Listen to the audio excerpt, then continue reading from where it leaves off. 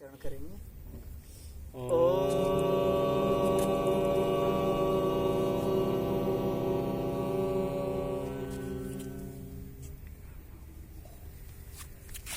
आइए, नामिक के अंतर्गत विषय आज हमारा चलेगा इत संज्ञा प्रकरण, जिसमें इत संज्ञा सिखाई जाएगी। जो 21 प्रत्यय सुबंतों के जो पद बनाए जाते हैं, दो प्रकार के पद होते हैं। कितने प्रकार के पद होते हैं? दो प्रकार के। एक होते हैं सुबंत पद और दूसरे होते हैं तिङंत पद। सुबंत पद कहते हैं शब्द रूपों जिसमें शब्द रूप चलते हैं, और तिङंत रूप कहते हैं, तिङंत पद कहते हैं जिसमें धातु रूप चलते हैं, क्रियाएं शब्द चलते हैं, क्रियाएं जैसे पठति पठता पठन्ति। और इसमें कैसे चलते हैं? रामः रामौ रामाः। जितने भी करोड़ों शब्द हैं इन्हीं प्रत्ययों में टिके हुए हैं। इन्हीं प्रत्ययों से सारे शब्द रूप बनते हैं। जहां भी जिस प्रकार से वेदों में है, साहित्यों में है, या कहीं भी आप देखें तो यही विषय गया, वहां पर यही प्रत्यय सारे शब्द जोड़कर बनाए गए हैं। जो नामिक का विषय है, नाम किसे कहते हैं? सत्व प्रधानी नामानी। सत्व प्रधानानी नामानी, नाम कहते हैं सत्व प्रधान को। जैसे शब्द रूप को नामिक कहते हैं, जिसमें ये सारे विषय बताया जाए उसे क्या कहते हैं? नामिक कहते हैं। जैसे विभक्ति के बारे में बताया जाए, वचन के बारे में बताया जाए, उसे क्या कहते हैं? नामिक कहते हैं। जहाँ शब्द रूप चलते हैं, इस प्रकार से बताया आपको। तो आइए हम चलेंगे, पहले 21 प्रत्यय सीखेंगे। कितने प्रत्यय होते हैं सुबंतों में? 21 प्रत्यय होते हैं। विभक्ति कितनी होती है? 7 विभक्तियां होती है। एक संबोधन है। प्रथमा विभक्ति, द्वितीय विभक्ति, तृतीय विभक्ति, चतुर्थी विभक्ति, पंचमी, षष्ठी, सप्तमी और संबोधन। एक वचन, द्विवचन, बहुवचन। प्रथमा विभक्ति कौन सा प्रत्यय आता है? सु औ जस। द्वितीय में अम औट सस। तृतीया में टाभ्याम भिस। चतुर्थी में गेभ्याम भ्यस। पंचमी में गसी भ्याम भ्यस। षष्ठी में गस ओस आम। और सप्तमी में गी ओस सुप। और संबोधन में आएगा सु औ जस। अब हमें ये सीखना है कि इन प्रत्ययों को किस प्रकार से शुद्ध किया जाता है। अब इनको क्या करेंगे? जैसे सु में ऊ हट जाएगा, जस में ज हट जाएगा, औट में ट हट जाएगा, शस में तालव्यषकार हट जाएगा, टा में टा हट जाएगा।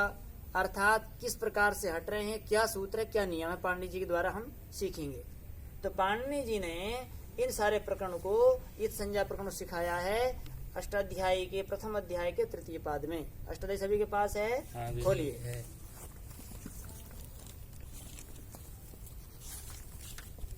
तृतीय अध्याय प्रथम अध्याय के तीसरा पाद के सूत्र प्रथम निकालेंगे। उपदेशे जनुनासिक इत हलन्त्यम। बोले सूत्र।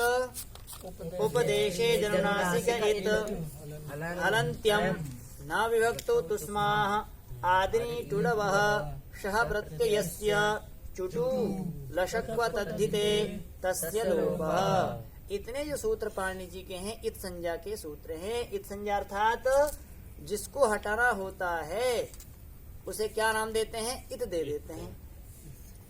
इत किसे कहते हैं? व्याकरण शास्त्र में वर्ण विशेष का नाम इत होता है। बात लिख लो ये। इत नाम किसका होता है? व्याकरण शास्त्र में वर्ण विशेष का नाम इत होता है।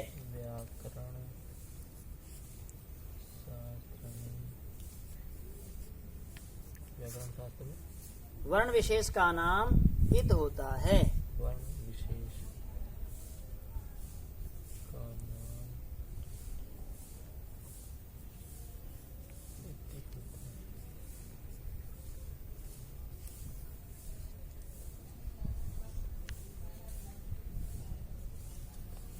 लिख ली सभी ने?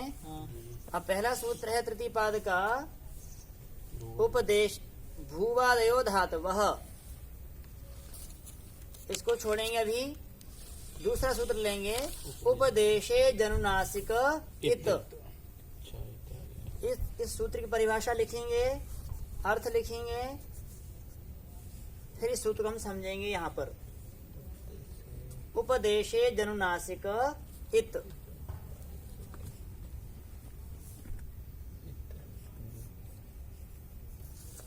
उपदेश जानते हैं? उपदेश किसे कहते हैं? जो आप लोग जानेंगे वो बताएं पहले। उपदेश किसे कहते हैं? आपने अभी तक सुना है। उपदेश किसे कहते हैं? किसी को कोई भी चीज बताना। अर्थात कोई प्रवचन कर रहा है, आज हम उपदेश दिया है, आदेश दिया है। तो यहाँ पर आप लोग जो बाह्य उपदेश हैं वो तो आप जानते हैं, समाज लोक में चलता है।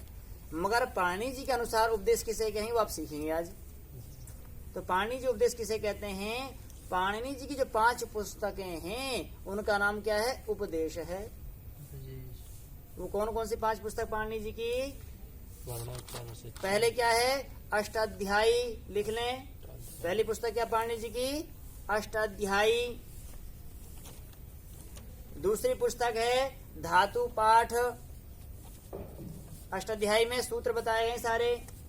धातु पाठ में धातु बताई गई है, भू आदि, हेद वृद्धौ भू सत्तायाम आदि धातु बताई गई है। तीसरा है उणादि कोश। तीसरा क्या है? उणादि कोश। इसमें क्या है? उणादि कोश में सूत्र है उणादय बहुलम, जो पाणिनि जी का सूत्र है। उनसे वहां पर सूत्र 700 सूत्र अलग करके एक पुस्तक बनाई गई उणादि कोश के नाम से। कोश मतलब एक भंडार शब्दों का, सूत्रों का, प्रत्ययों का। चौथा है गणपाठ। गणपाठ में बताया गया है गणों के बारे में, जिस प्रकार से सर्वादि गण, चादि गण, इस प्रकार से गण बताए गए हैं उसमें। आया समझ में?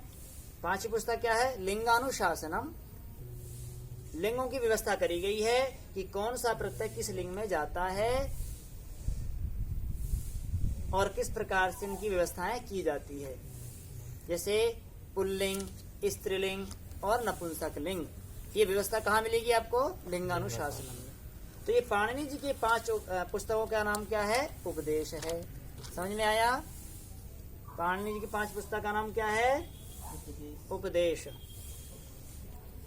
तो उपदेश में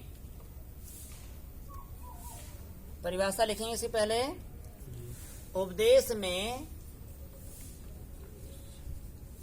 उपदेश में अनुनासिक अच की इत संज्ञा होती है।